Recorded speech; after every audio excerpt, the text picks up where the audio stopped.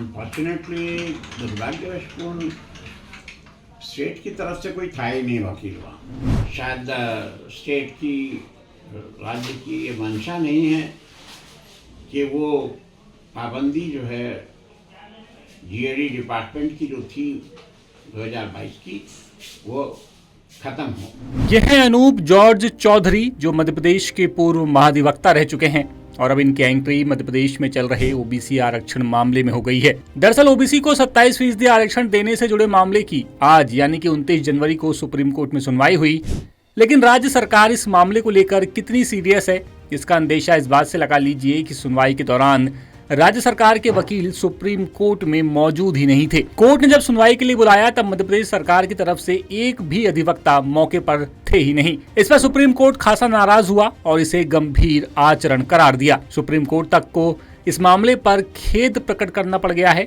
कि मामले में जब भी सुनवाई होती है या तो सरकारी वकील मौजूद नहीं होते और अगर होते भी हैं तो अगली तारीख मांग लेते हैं। बता दें कि सुप्रीम कोर्ट में केस 106 नंबर पर लिस्ट था। जैसे ही मामले का कॉल आया वहां सरकारी वकील मौजूद नहीं थे। अब इस मामले में ओबीसी वर्ग की तरफ से मध्य प्रदेश के पूर्व महाधिवक्ता अनूप जॉर्ज चौधरी पैरवी कर रहे हैं। अनफॉर्चुनेटली दुर्भाग्यवशपूर्ण स्टेट की तरफ से कोई था ही नहीं वकील वहाँ।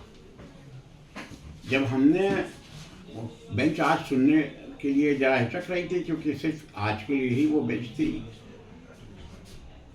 तो जब हमने कोर्ट से रिक्वेस्ट की कि भाई इसको टॉप ऑफ द बोर्ड लगाया जाए तो नरसिम्हा साहब ने बोला आप स्टेट काउंसिल को तो बुलवाइए, वो तो है ही नहीं है, आपके कलीग आते ही नहीं हैं, तो हम क्या करें, कैसे सुनेंगे। तो ये बड़ा दुर्भाग्यपूर्ण है। ऐसा लगता है पता नहीं क्यों स्टेट के वकील हाजिर नहीं रहते हैं जब आता है केस, तो नेचुरली वो बढ़ जाएगा आगे और कोर्ट ने भी इसमें ऑब्जर्वेशन किया। बता दें कि राज्य सरकार ने हाईकोर्ट से ओबीसी आरक्षण से जुड़े हुए सभी मामले सुप्रीम कोर्ट में ट्रांसफर करवा दिए थे और आरोप लग रहे हैं कि 27% ओबीसी आरक्षण लागू करने के दबाव से बचने के लिए सरकार ने ऐसा किया। सरकार भर्ती विज्ञापनों में ओबीसी को 27% आरक्षण देने की बात तो कर रही है, लेकिन 13% पद होल्ड किए जा रहे हैं।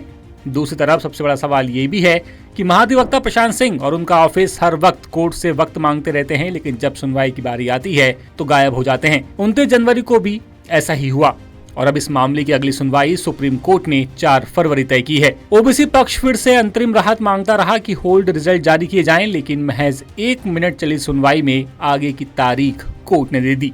लेटेस्ट, इन्वेस्टिगेटिव और इन डेप्थ खबरें देखने के लिए ज्वाइन कीजिए द सूत्र का व्हाट्सएप चैनल, सब्सक्राइब कीजिए यूट्यूब चैनल, लाइक कीजिए फेसबुक पेज और पढ़ते रहिए www.daसूत्र.com।